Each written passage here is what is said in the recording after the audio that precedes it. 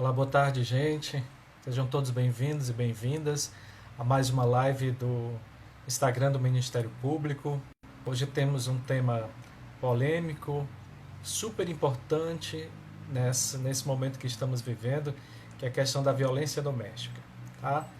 Vou fazer o convite agora para a nossa convidada, a doutora Daniele Mendonça, que é delegada de defesa da mulher. Só um momento.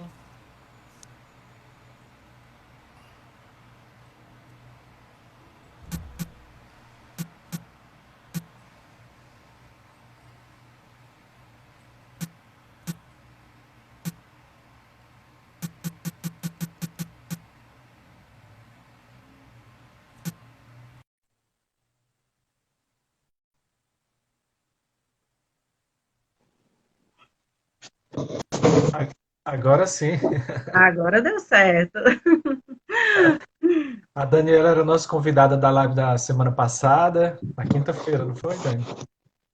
E a gente teve um probleminha técnico, infelizmente a gente não pôde dar sequência à live, a gente só tinha o áudio, mas agora fizemos todos os ajustes necessários para que esse papo pudesse acontecer da melhor forma. Você está me ouvindo bem?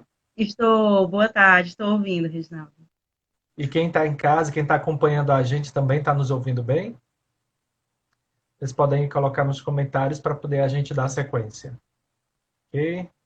Liliane disse ok, a Clau M. Machado entrou agora, a Suelen Valente também, Antônia de Maria Bambam, a Amanda, Magda, o Thiago Oliveira.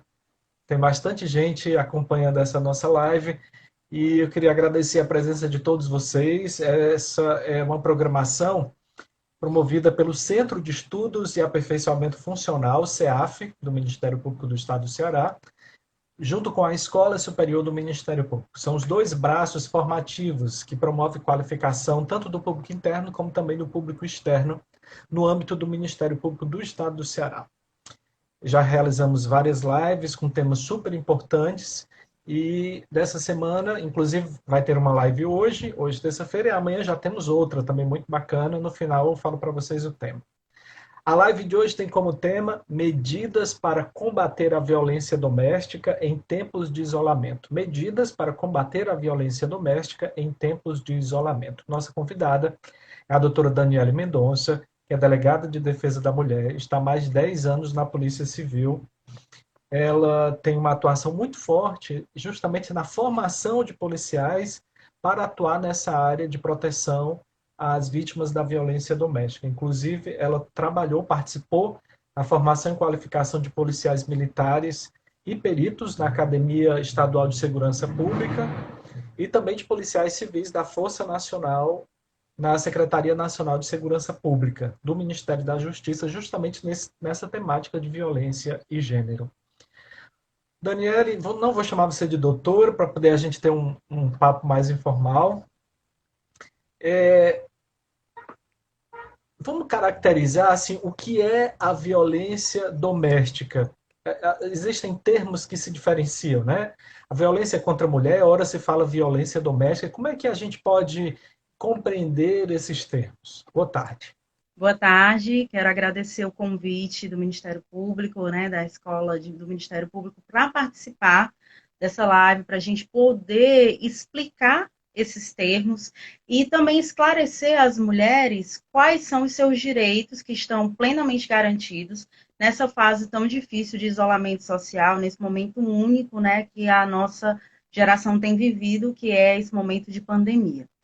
O primeiro ponto que a gente pode explicar é que existe uma grande confusão entre o que é violência doméstica e familiar e violência contra a mulher. Violência doméstica e familiar é toda aquela violência cometida por ascendente, descendente ou pessoas que convivem debaixo do mesmo teto. Ela é, inclusive, preceituada no artigo 129, parágrafo 9º, quando, por exemplo, acontece uma lesão corporal no âmbito doméstico entre os familiares ou pessoas que convivem debaixo do mesmo teto. Isso é uma violência doméstica e familiar.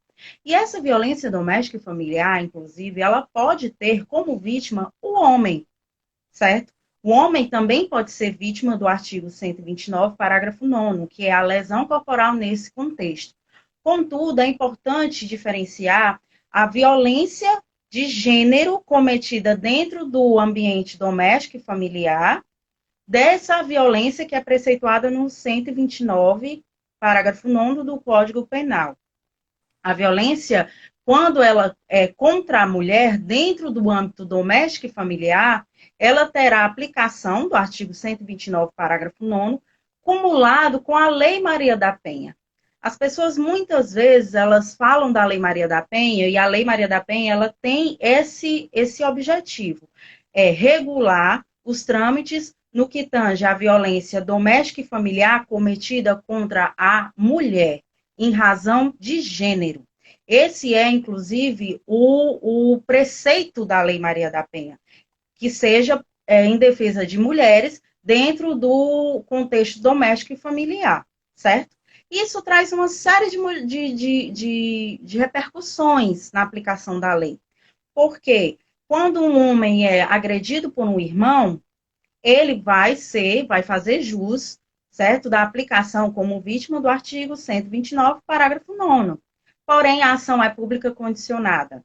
E quando é uma irmã que é agredida por um irmão, ela vai fazer jus ao 129, parágrafo 9º, a lesão no âmbito do doméstico, familiar, mas cumulado com a Lei Maria da Penha. E isso torna a ação pública incondicionada.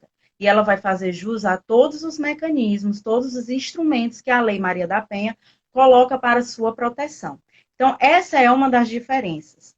A outra também diferença relevante, que quando a gente fala contra violência contra a mulher, é a violência cometida justamente em razão do gênero, que se manifesta basicamente na violência doméstica e familiar, né? Agressões, ameaças, injúrias, calúnias, cárcere privado, violação de domicílio, cometida por familiares ou por ex-companheiros, certo? Ou por pessoas que convivem com essa mulher debaixo do mesmo teto. E a violência contra a mulher também se manifesta através dos crimes sexuais. Também o crime sexual, mesmo quando não é cometido no âmbito doméstico, é uma forma de violência contra a mulher. Nós consideramos como uma violência de gênero, certo? Então, assim, toda aquela ação e omissão que é cometida contra a mulher, seja de forma física, moral, verbal, mas por razão do gênero feminino, querendo colocar esta mulher como submissa e como inferior, e sem respeitar a sua autonomia sobre seu corpo, sobre sua vontade, sobre a sua autodeterminação como pessoa, é considerado violência de gênero. Doutora, eu queria aproveitar para a gente refletir um pouquinho sobre as razões que levam a gente ainda conviver com esse tipo de absurdo, né? Que a gente sabe que vem de uma cultura machista e tudo mais. Assim, como é que a senhora avalia, já trabalhando há tanto tempo com isso, esse comportamento, assim, o que justifica esse comportamento, principalmente entre os homens, né, em relação às mulheres, quando são vítimas de violência por eles? Quando nós falamos de violência contra a mulher, nós sempre discutimos que a violência ela tem a sua gênese justamente na sociedade patriarcal e machista. Por quê? Nós partimos do pressuposto que, desde a nossa infância, e socialmente falando, nossos padrões culturais induzem a ideia de que a mulher ela é inferior, ela é submissa, ela tem um estereótipo de gênero a ser alcançado. É o padrão daquela mulher que antigamente ficava em casa, cuidava dos filhos e que tinha somente à sua disposição o espaço doméstico. O tempo passou, as mulheres evoluíram nas universidades, nas profissões, inclusive mulheres atingindo cargos de profissões em que muitas vezes eram tidas como masculinas, como uma policial, como uma delegada. Nós tivemos essa evolução, porém, culturalmente, isso ainda não está plenamente atingido. O que acontece é que, no imaginário popular, machista e patriarcal, a mulher ainda não goza dos mesmos direitos que o homem, no sentido de ter autonomia sobre o seu corpo, de ter autonomia sobre a sua vontade, Muitas vezes a mulher, ela, quando é, por exemplo, estuprada, as pessoas sempre buscam alguma justificativa, como se houvesse justificativa para esse ato violento que a mulher sofreu. É como se a mulher infligisse algum papel que a ela era cabido, por exemplo, usar uma roupa recatada ou estar dentro de casa. Como ela não atingiu esse papel que a sociedade espera dela, esse estereótipo de gênero, e ela é agredida, as pessoas já tendem a acreditar que, de alguma forma, ela colaborou para aquela agressão que ela sofreu. Então, são os estereótipos de gênero, os papéis de gêneros que estão incrustados na nossa sociedade e que faz parte de um machismo que é estrutural, que por mais que as mulheres tenham conquistado espaço profissional, por mais que as mulheres tenham conquistado espaço na política, elas ainda são vistas como inferiores. Tanto é prova que, se você convive com um chefe homem que tem uma postura incisiva, esse homem muitas vezes ele é admirado. Mas se for uma mulher que tem uma postura mais incisiva, ela já é vista de uma forma sexista. É muitas vezes, inclusive, taxada com palavras chulas, como bruxa, como mal amada. E tudo isso é uma forma de violência contra a mulher não tipificada em lei, muitas vezes, mas gera todo um arcabouço, todo um cenário que propõe a violência contra a mulher tipificada em lei. A injúria, a calúnia, a difamação, a ameaça. Então, são papéis de gênero, estereótipos de gênero que são colocados desde a infância, inclusive com a delegação de tarefas domésticas somente às meninas, certo? Que inclusive é extremamente nocivo, porque isso faz com que as meninas muitas vezes se abandonem a escola, e isso é causa, inclusive, de evasão escolar, muitas vezes de meninas no lugar dos meninos. Então, todos esses papéis, todos esses cenários, eles colaboram para a violência contra a mulher. Daqui a pouco a gente vai falar um pouco sobre, digamos, quais seriam as saídas, as alternativas. Mas antes disso, vamos mergulhar um pouco no tema, digamos, mais urgente, né, desse momento. Como é que tem sido a rotina da Delegacia de Defesa da Mulher nesse período de pandemia? Mudou alguma coisa? Os números de casos aumentaram, não aumentaram, diminuíram? A mulher, nesse momento, tem uma dificuldade a mais, de repente, para denunciar, porque a figura do agressor está mais presente dentro do domicílio, e aí chegou, de repente, o momento para que outros agentes, né, os amigos, os vizinhos se manifestem. Como é que está sendo esse cenário, doutor? Bem, é importante nós esclarecermos a primeira coisa que Delegacia de Defesa da Mulher, ela faz parte de uma rede de atendimento que é estipulada pela Lei Maria da Penha e que tem parceiros. Entre um desses parceiros, inclusive, é o Ministério Público, através das promotorias de violência doméstica, dos quais tem com grandes companheiros, os colegas promotores que atuam com a gente lá na Delegacia de Defesa da Mulher, na Casa da Mulher Brasileira. Nós também temos como parceiro o Centro de Referência da Mulher, o Poder Judiciário e a Defensoria Pública, certo? Então, nós fazemos parte de uma rede. Dessa rede, existem os órgãos que têm trabalhado remotamente, têm feito a sua função de forma remota, porque a sua função assim permite, e tem a Delegacia de Defesa da Mulher, que está presencialmente 24 horas na Casa da Mulher Brasileira, ainda atendendo essas mulheres. Então, como é esse fluxo, certo? Nós atendemos a mulher que vai registrar o boletim de ocorrência. O boletim de ocorrência, ele, antes da pandemia, qualquer que fosse a espécie do delito, era sempre registrado na Delegacia de Defesa da Mulher. Agora, para facilitar, inclusive, a vida das mulheres, que muitas vezes não conseguem sair para registrar o boletim de ocorrência e ficar muito tempo fora de casa, nós temos operacionalizado a figura do boletim eletrônico, que tem alguns delitos que podem ser registrados através do boletim eletrônico. São eles: ameaça, calúnia, injúria, difamação, dano e violação de domicílio. Essas são as figuras dos delitos que podem ser registrados de forma imediata no boletim eletrônico, através da delegacia eletrônica, e nós podemos depois repassar o site para vocês, nós vamos colocar aqui também no perfil, para divulgar essa informação. Então, a mulher, ela faz esse boletim eletrônico, certo?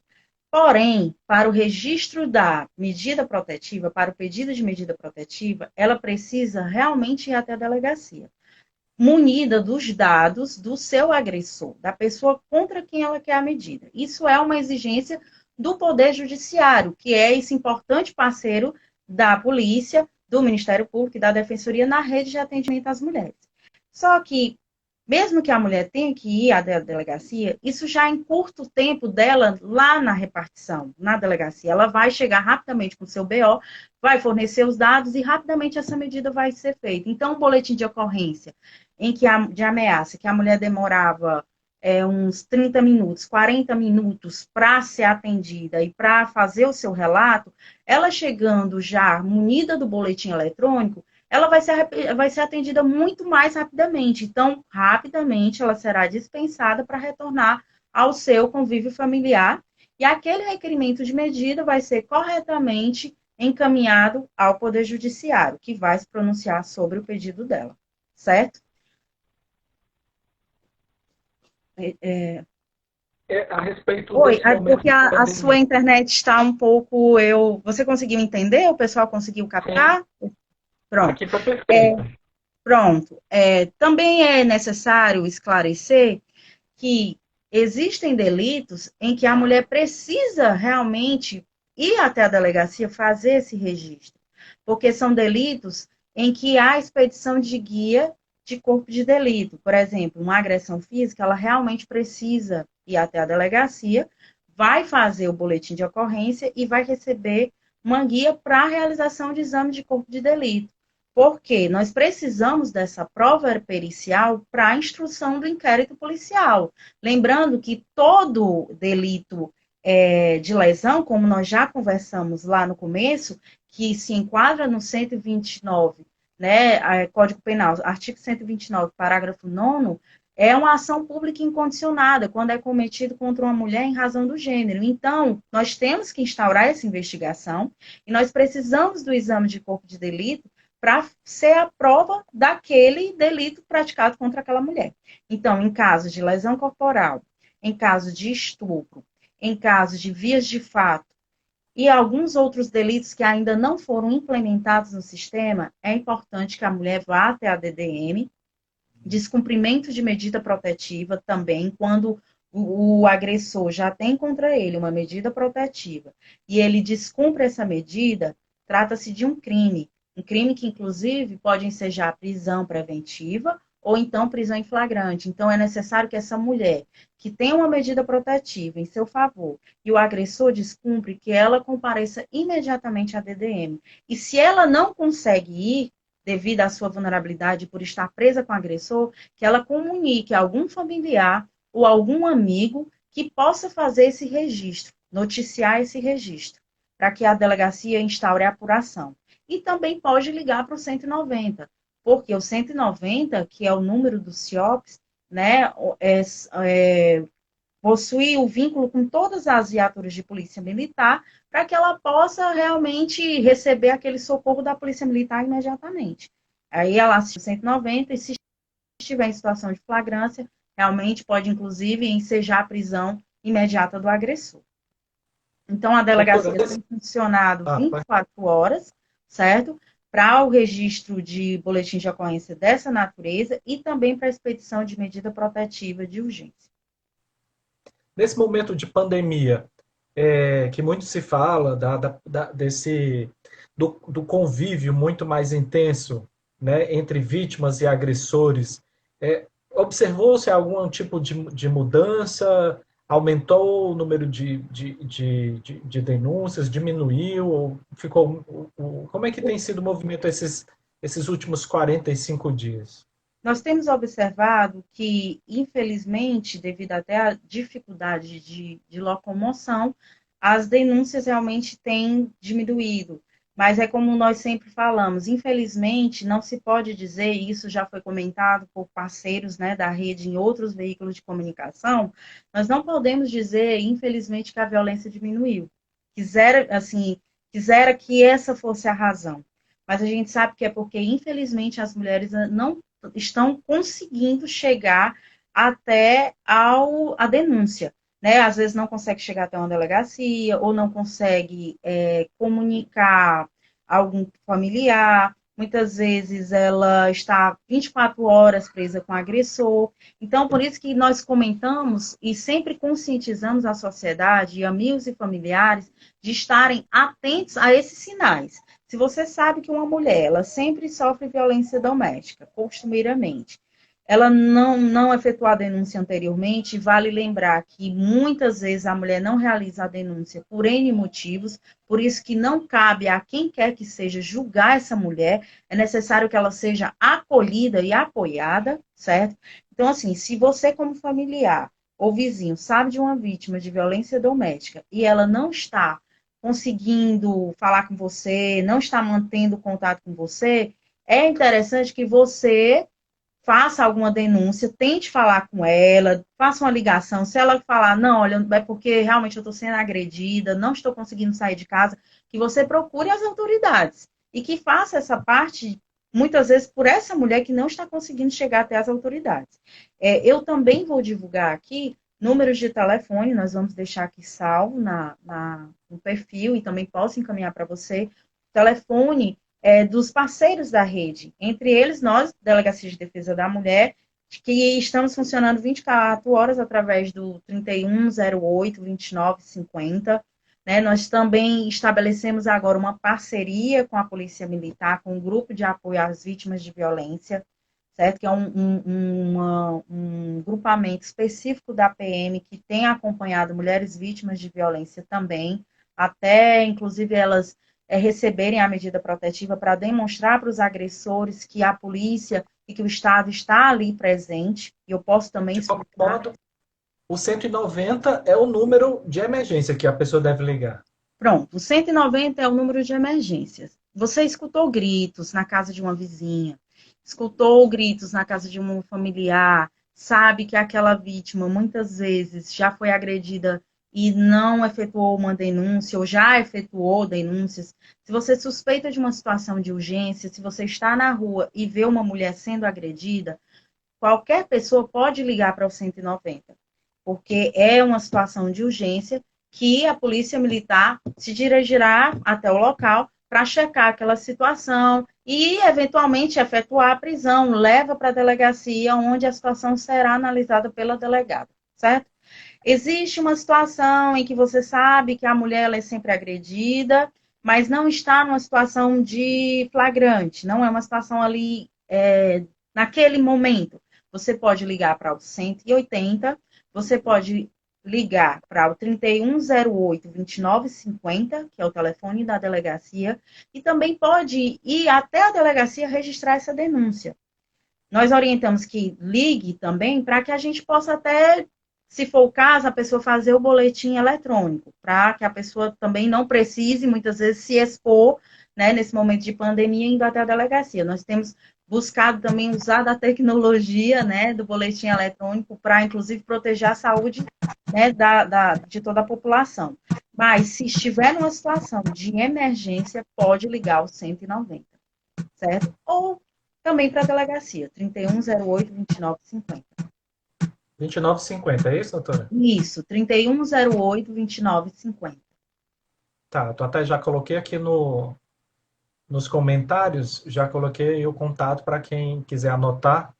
Doutora, essa rede de apoio, essa rede de solidariedade entre vizinhos, parentes, amigos, ela é essencial, não é? Para poder acolher essa mulher nos momentos, inclusive em que ela silencia, porque a dor dela é só ela que sabe, né? E no momento também que ela quer falar, que ela se dispõe a enfrentar, digamos, essa luta contra o agressor. Então, essa rede de apoio é muito importante, né? Fala um pouco mais sobre isso, doutora.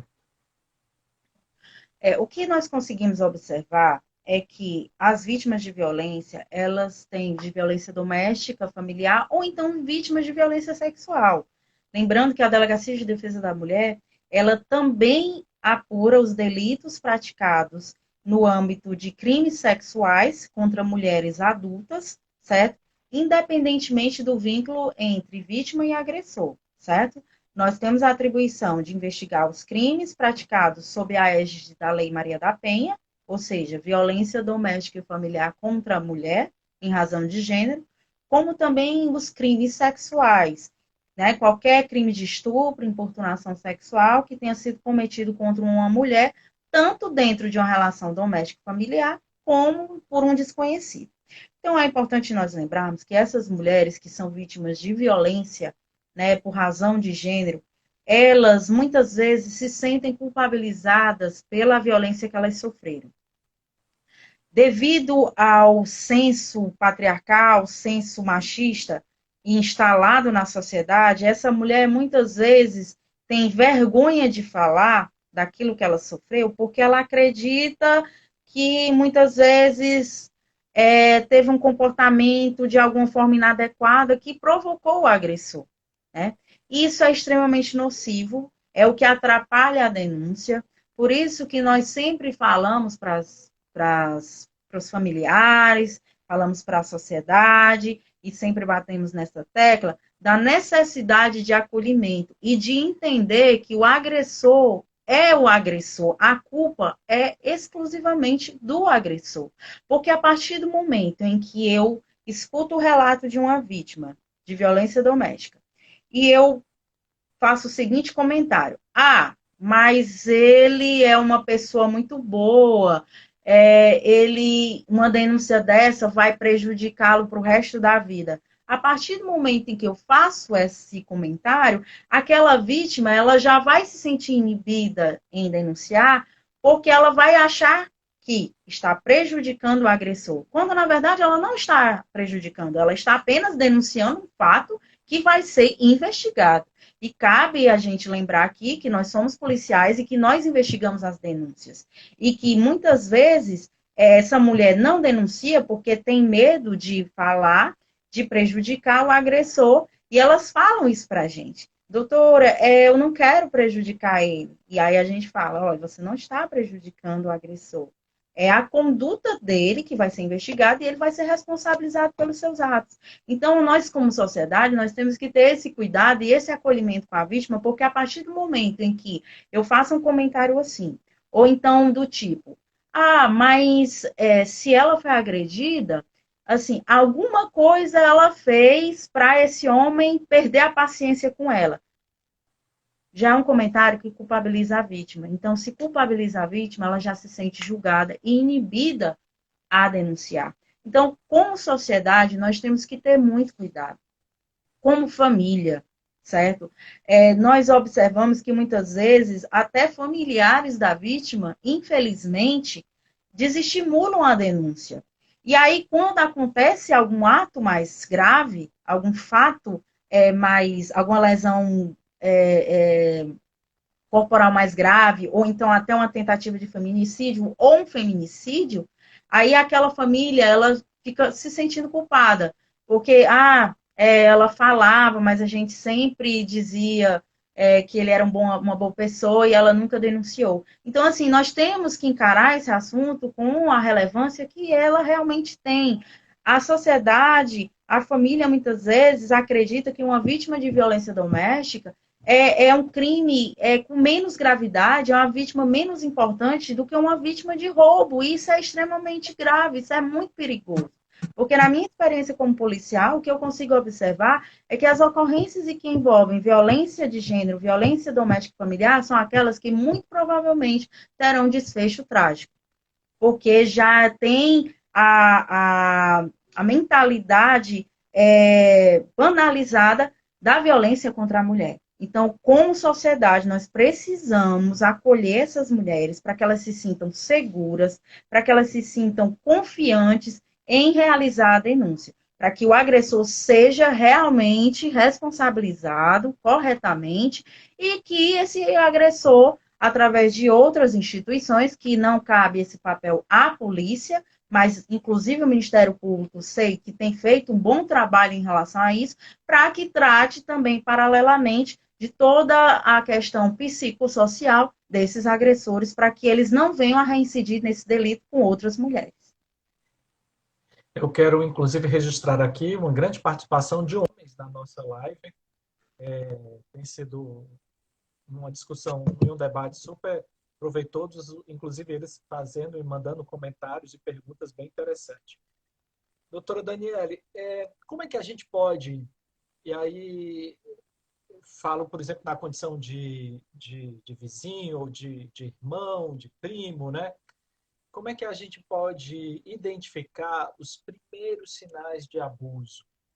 Assim, e a própria mulher, como é que ela pode identificar uma relação abusiva, uma relação tóxica, para que ela possa se prevenir, inclusive para não se tornar uma vítima efetiva de uma violência física ou um feminicídio, que são, digamos, provavelmente, eu imagino, né, que nessa escala sejam os pontos assim mais graves, né, da violência contra a mulher. Exato. Muito interessante você tocar nesse assunto de falar que se trata de uma escalada de violência, da qual o feminicídio é a fatal, é realmente aquela onde o agressor ou agressora, vale lembrar que também pode ser uma mulher, a agressora, né? A Lei Maria da Penha coloca que, inclusive, é possível a ocorrência de violência doméstica e familiar por razão de gênero entre relações homoafetivas, né? É importante a gente mostrar que o feminicídio é como se fosse a última instância sobre a vida da mulher. É o agressor dizendo que ele realmente tem poder sobre aquela mulher, inclusive sobre determinar a sua vida e a morte. Então, é uma escalada. Uma escalada que se inicia em situações que muitas vezes nós na sociedade normalizamos e que muitas vezes nós na sociedade romantizamos. Às vezes, no imaginário popular, que o ciúme é uma forma de demonstração de amor. Isso é extremamente nocivo, porque o ciúme é justamente uma das manifestações de abuso. É uma das manifestações de desprezo à identidade da mulher como pessoa. E uma forma de querer prevalecer a vontade do agressor ou da agressora sobre a vontade da mulher. A partir do momento em que um companheiro, um namorado, ele se sente no direito de determinar a roupa que aquela mulher veste, ele acredita que tem poder sobre ela, sobre o seu corpo, para determinar aquela vestimenta e que a vontade dela é inferior à dele. Então, isso já é um sinal de relacionamento abusivo. A partir do momento em que o homem quer controlar as amizades de uma mulher, o contato dela com outras pessoas, seja familiares, seja amigos, ou seja, pessoas do sexo oposto, muitas vezes nem são outros homens.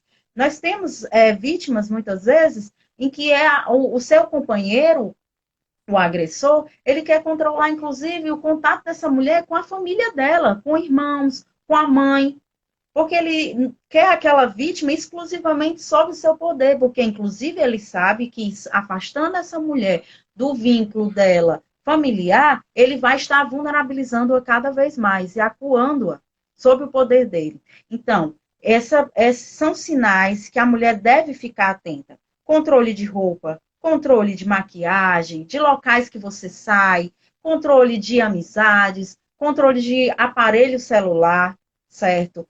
E, infelizmente, tudo isso é romantizado.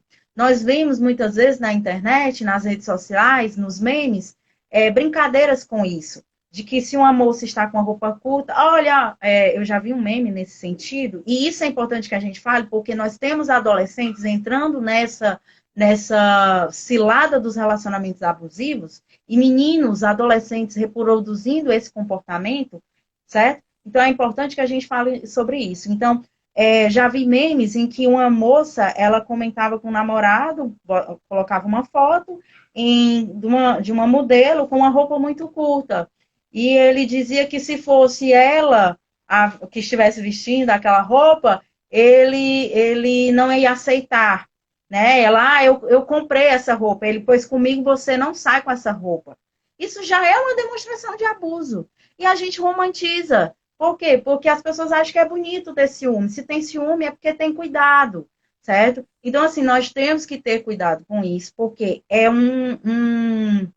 uma base, é um cenário que se monta para violências mais graves no futuro. Porque a partir do momento em que essa mulher não aceitar mais o controle dessa roupa, ou desse batom, ou dessas amizades, em que ela se impuser contra isso, esse homem vai se sentir no direito de chamá-la de nomes chulos, injuriando-a, caluniando-a, difamando-a, certo? Ou então praticando ameaças, lesionando, ou então matando-a. Então, assim, é importante que a gente entre nessa discussão e que as pessoas se conscientizem que romance, que ciúme não é romance, ciúme é abuso.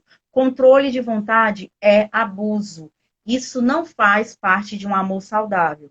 E isso pode, no futuro, resvalar em violências graves. Então, você, como familiar, que consegue observar que um relacionamento, a mulher tem se afastado da família, você que é amiga, amigo, e que essa mulher tem se afastado de você, e você consegue observar que aquele companheiro daquela mulher é extremamente ciumento, é um sinal de alerta. Procure conversar com ela, procure conscientizá-la, porque muitas vezes ela mesma não consegue se ver como vítima, né? Então, assim, procure conversar com essa mulher, acolhê-la e alertá-la para os riscos desse relacionamento, porque na grande maioria das vezes as vítimas de violência doméstica passam por todo esse ciclo de abuso e violências depois tipificadas em lei como crime. É importante a gente frisar que isso acontece com qualquer tipo de pessoa, independentemente inclusive de idade, de classe social, de nível de escolaridade, né? Porque há uma ideia, há é importante a gente deixar claro que isso pode acontecer com mulheres, independentemente da condição social delas, da idade, do nível de escolaridade delas, né, doutora? É, Isso, é, a questão da violência, ela não isso. é um problema relegado, por exemplo, às pessoas pobres, né, às pessoas que não são esclarecidas. Isso acontece com todo mundo. Daí a necessidade que as pessoas se empoderem, as mulheres se empoderem, para que possam sair dessa condição de abuso, de violência, né? Exato. Nós costumamos dizer que, guardadas as devidas proporções, porque existem estudos de gênero com interseccionalidade com raça, que existem algumas vítimas que realmente são mais vulneráveis, como, por exemplo, as mulheres negras, isso demonstrando justamente que existe um imaginário popular, existem padrões culturais que fazem com que algumas vítimas sejam mais vulneráveis. Mas nós costumamos dizer, ressalvado esse ponto levantado por mim, nós costumamos dizer na Delegacia de Defesa da Mulher que, infelizmente, a violência doméstica ela é uma das violências é a violência mais democrática. Nós temos diversas vítimas de diferentes classes sociais. Nós temos médicas, nós temos policiais, nós temos todo tipo de vítima. É um tipo de violência que atinge, e eu costumo dizer isso, que atinge a vítima que reside em um bairro de classe A, como também uma vítima extremamente vulnerável financeiramente, certo? Então, assim, é necessário que também a gente entenda que, devido a ser uma violência que nasce por padrões culturais estipulados, ela atinge qualquer classe social, ela atinge qualquer mulher, e é praticada por qualquer agressor, certo? O agressor não é necessariamente aquele morador de rua.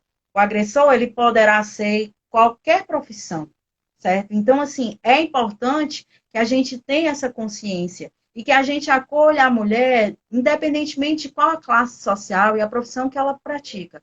Porque muitas vezes aquela mulher que é independente financeiramente, que tem a sua vida social e que muitas vezes ela não tem aparentemente uma dependência daquele agressor, as pessoas se questionam, e por que que ela não denuncia? Essa mulher, ela pode se manter, ela não depende dele, por que que essa mulher não denuncia?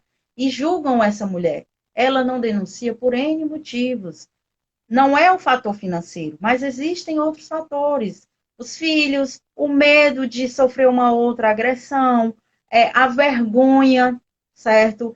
A questão de se sentir tão destruída e tão acuada e tão agredida na sua intimidade, na sua dignidade de pessoa humana, e é por isso que a gente fala que a agressão contra a mulher é uma violação de direitos humanos. Essa mulher, muitas vezes, ela está tão destituída do seu sentimento de personalidade, certo? Que ela muitas vezes não tem força para fazer essa denúncia, certo? Então, assim, pode ser de qualquer classe social. E muitas vezes uma mulher que não tem um poder econômico maior, não tem um poder financeiro para se manter, ela muitas vezes está ali submissa àquela violência porque ela não tem muitas vezes o que comer. Ela depende daqueles poucos trocados que o agressor coloca dentro de casa e é a única forma que ela tem para sustentar os filhos. Então, razões para não denunciar, muitas vezes são N razões. E nós, como sociedade, não temos que discutir por que, que ela denuncia, por que, que ela não denuncia. Cabe a nós acolher essas mulheres e ouvir esse relato e combater a violência em qualquer ciclo que a gente convive, seja no trabalho, seja numa igreja, seja num ciclo de amigos, porque em qualquer lugar poderá haver uma vítima de violência doméstica que precisa ser acolhida para realizar essa denúncia. A senhora, como uma agente pública, né, uma agente representando o Estado, o que é que a senhora diria então para essas mulheres? Assim, como é que as instituições elas estão preparadas para acolher essas mulheres que têm essa dificuldade primeiro de reconhecerem que são vítimas e depois essa dificuldade de dar o primeiro passo da denúncia, porque isso pode mudar completamente a vida delas em relação à questão financeira, à questão familiar. Qual seria a palavra de alento ou de encorajamento que o Estado, eu falo, as instituições, podem dar a essa mulher? De que forma o Estado está preparado para acolher essa mulher?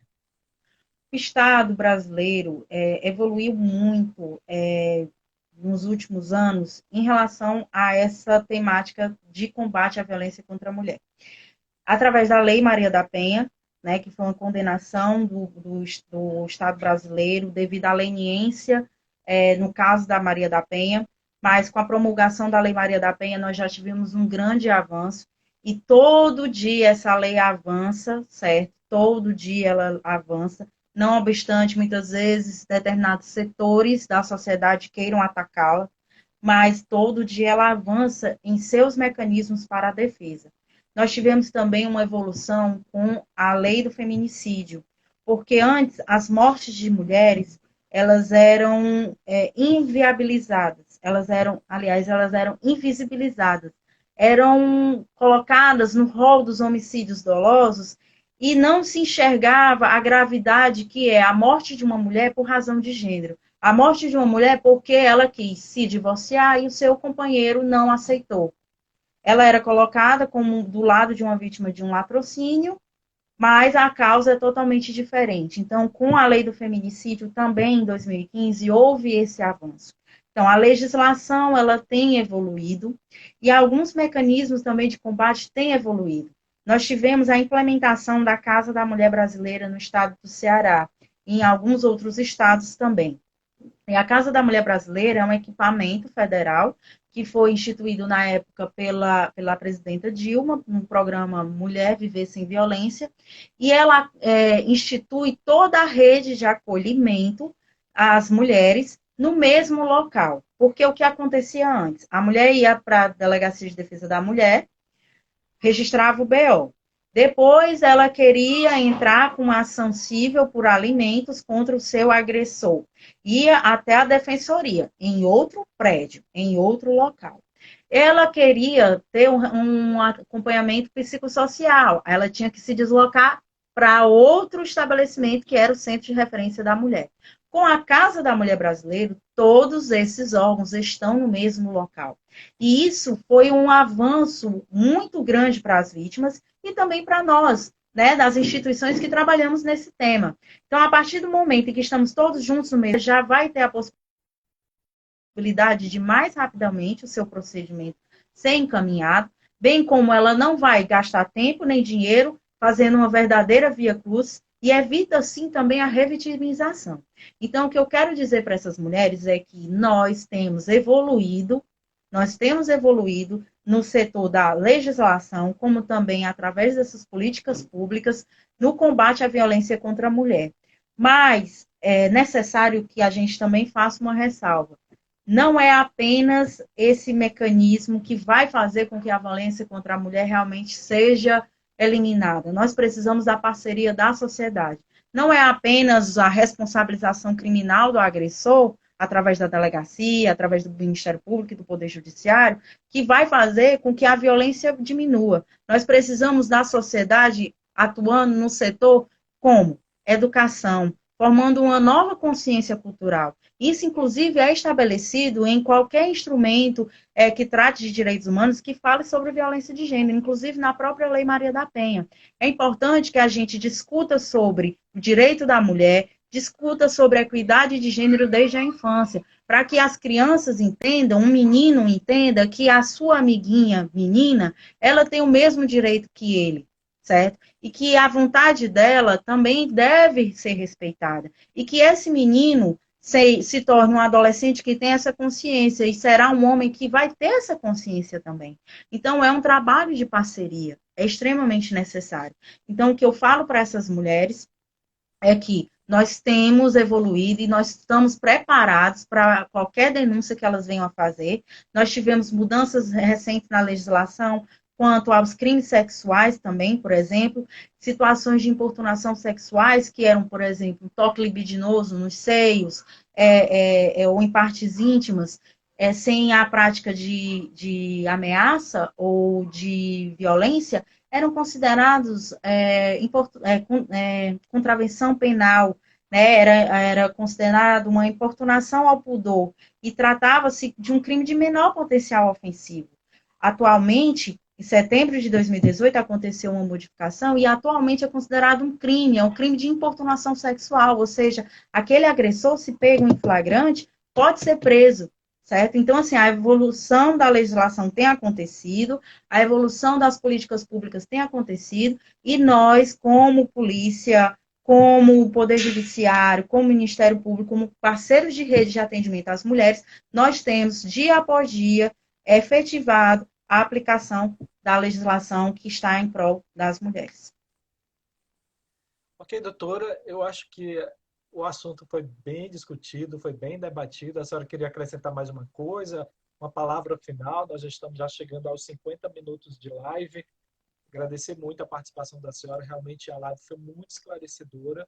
E aí eu deixo com a senhora assim, as suas últimas palavras para poder a gente encerrar esse nosso encontro de hoje. Certo. Primeiro é agradecer, né, ao Ministério Público pelo convite para debater esse tema.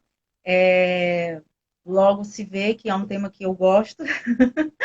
A minha atuação policial realmente tomou um novo sentido, certo? Quando passei a trabalhar com essa temática. Dizer que tenho nos colegas do Ministério Público, né, da Promotoria de Violência Doméstica, grandes parceiros, assim também como doutora Geritza, do NUDEM, como doutora Rosa Mendonça, doutora Roberta, que é a promotora, doutora Ana Cláudia, né? Então, assim, somos parceiros na rede de atendimento às mulheres. E primeiro, deixar esse agradecimento a esses parceiros. Que nós, da Delegacia de Defesa da Mulher, em tempos de pandemia, estamos lá presencialmente, mas nós temos a parceria de cada um deles por trás, né, desse trabalho tão importante. Também agradecer aos colegas da Delegacia de Defesa da Mulher que estão lá diuturnamente, policiais realmente vocacionados, policiais comprometidos com essa temática, para além do seu profissionalismo, tem essa questão do combate à violência como missão, não só apenas no aspecto policial, mas também como missão pessoal. E o recado que eu tenho para deixar para as mulheres que sofrem violência doméstica é denunciem, denunciem. Você está em casa em isolamento, você tem o direito de viver em casa bem e em tranquilidade. De alguma forma, denuncie. Procure algum familiar, procure algum vizinho, ligue para o 190 quando puder, certo? Então, denuncie, porque você tem o direito de viver dentro da sua residência, preservando a sua saúde nesse momento, mas viver em paz, certo? E a sociedade que se sensibilize com essa temática, que verifique que qualquer mulher pode ser vítima de violência de gênero. Qualquer mulher. E é importante que a gente entenda isso e combata corretamente essa violência para que a gente consiga um mundo mais justo. Um mundo em que a equidade de gênero possa realmente ser efetivada. Ok, doutora Daniele Mendonça, delegada de Defesa da Mulher, por essa excelente oportunidade de discutir um assunto tão importante e urgente, né? Principalmente nesse período de pandemia. Quero aproveitar a audiência para avisar que essa live ela vai estar disponível por 24 horas no Instagram do Ministério Público e também ela vai estar disponível no nosso canal no YouTube. Você acessa o YouTube, põe Ministério Público do Estado do Ceará. Em breve esse vídeo também vai estar disponível. Você vai poder compartilhar essa live com outras pessoas. E já convido vocês para a live de amanhã, dia 6 de maio. Um tema muito importante, recorrente. Já fizemos uma live sobre esse tema e vamos voltar. Emergências humanitárias e saúde mental em tempos de pandemia. Emergências humanitárias e saúde mental, com a doutora Lisiane Cisne, que é médica e tem doutorado em psiquiatria. Uma grande oportunidade também para a gente tentar encontrar recursos para a gente manter a nossa saúde mental nesse tempo tão difícil e desafiador. Bem, muito obrigado a todos. Obrigado, doutora Daniele. Uma Obrigada. ótima tarde e Boa bom tarde. trabalho lá na Delegacia da Mulher. Obrigada. Boa tarde.